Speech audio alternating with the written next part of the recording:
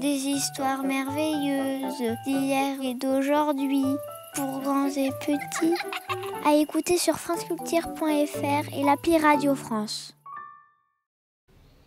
Le poulet noir. Sophie allait tous les matins avec sa maman dans la basse-cour, où il y avait des poules de différentes espèces et très belles.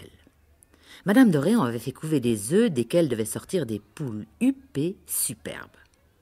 Tous les jours, elle allait voir avec Sophie si les poulets étaient sortis de leur œuf.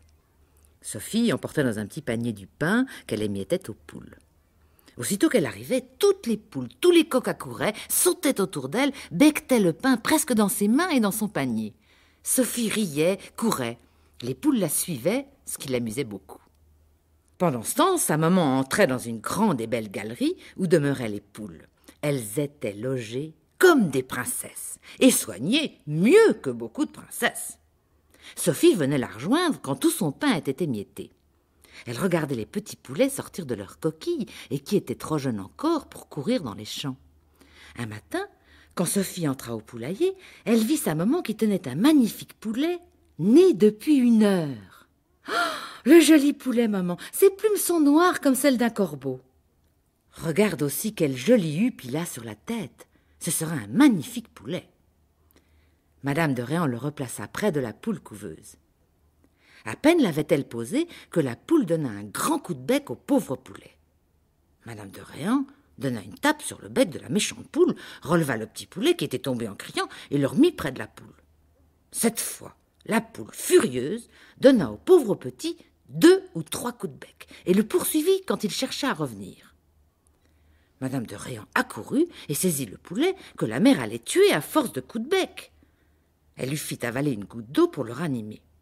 « Qu'allons-nous faire de ce poulet » dit-elle. « Impossible de le laisser avec sa méchante mère, elle le tuerait. Il est si beau que je voudrais pourtant l'élever. »« Écoutez, maman, mettez-le dans un grand panier, dans la chambre où sont mes joujoux. Nous lui donnerons à manger, et quand il sera grand, nous le remettrons au poulailler. »« Je crois que tu as raison. Emporte-le dans ton panier à pain et arrangeons-lui un lit. »« Oh, maman, regardez son cou, il saigne, et son dos aussi. » Ce sont les coups de bec de la poule.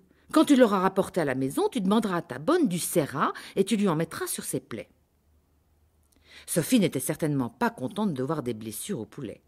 Mais elle était enchantée d'avoir à y mettre du sérat. Elle courut donc en avant de sa maman, montra à sa bonne le poulet, demanda du sérat et lui en mit des paquets sur chaque place qui saignait. Ensuite, elle lui prépara une pâtée d'œufs, de pain et de lait qu'elle écrasa et mêla pendant 1 heure. Le poulet souffrait, il était triste, il ne voulut pas manger. Il but seulement plusieurs fois de l'eau fraîche. Au bout de 3 jours, les plaies du poulet furent guéries et il se promenait devant le perron du jardin. 1 mois après, il était devenu d'une beauté remarquable et très grand pour son âge. On lui aurait donné 3 mois pour le moins. Ses plumes étaient d'un noir bleu très rare, lisse et brillante comme s'il sortait de l'eau. Sa tête était couverte d'une énorme huppe de plumes noires, oranges, bleues, rouges et blanches. Son bec et ses pattes étaient roses, sa démarche était fière, ses yeux étaient vifs et brillants. On n'avait jamais vu un plus beau poulet. C'était Sophie qui s'était chargée de le soigner. C'était elle qui lui apportait à manger. C'était elle qu'il gardait lorsqu'il se promenait devant la maison. Dans peu de jours, on devait le remettre au poulailler parce qu'il devenait trop difficile à garder. Sophie était quelquefois obligée de courir après lui pendant 1 demi-heure sans pouvoir le rattraper. Une fois même, il avait manqué se noyer en se jetant dans un bassin plein d'eau qu'il n'avait pas vu, tant il courait vite pour se sauver de Sophie. Elle avait essayé de lui attacher un ruban à la patte, mais il s'était tant débattu qu'il avait fallu le détacher de peur qu'il ne se cassât la jambe. La maman lui défendit alors de le laisser sortir du poulailler.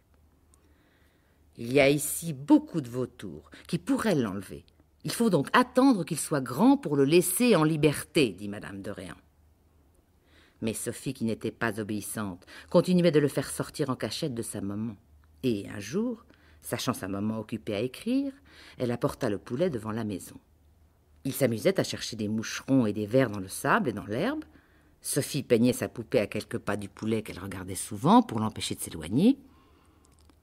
En levant les yeux, elle vit avec surprise un gros oiseau, au bec crochu, qui s'était posé à 3 pas du poulet.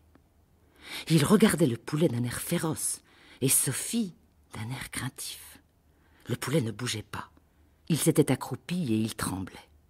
« Quel drôle d'oiseau, dit Sophie. Il est beau, mais quel air singulier il a. Quand il me regarde, il a l'air d'avoir peur, et quand il regarde le poulet, il lui fait des yeux furieux. Oh, qu'il est drôle !» Au même instant, l'oiseau pousse un cri perçant et sauvage, s'élance sur le poulet qui répond par un cri plaintif, le saisit dans ses griffes et l'emporte en s'envolant à tire-d'aile. Sophie resta stupéfaite. La maman, qui était accourue au cri de l'oiseau, demanda à Sophie ce qui était arrivé. Sophie raconte qu'un oiseau a emporté le poulet et ne comprend pas ce que cela veut dire. « Cela veut dire que vous êtes une petite désobéissante, que l'oiseau est un vautour, que vous lui avez laissé emporter mon beau poulet qui est tué, dévoré par ce méchant oiseau, et que vous allez rentrer dans votre chambre, où vous dînerez et où vous resterez jusqu'à ce soir, pour vous apprendre à être plus obéissante une autre fois. » Sophie baissa la tête et s'en alla tristement dans sa chambre. Elle dîna avec la soupe et le plat de viande que lui apporta sa bonne, qu'il l'aimait et qui pleurait de l'avoir pleuré. Sophie pleurait son pauvre poulet, qu'elle regretta bien longtemps. Des histoires merveilleuses d'hier et d'aujourd'hui, pour grands et petits, à écouter sur franceculture.fr et l'appli Radio France.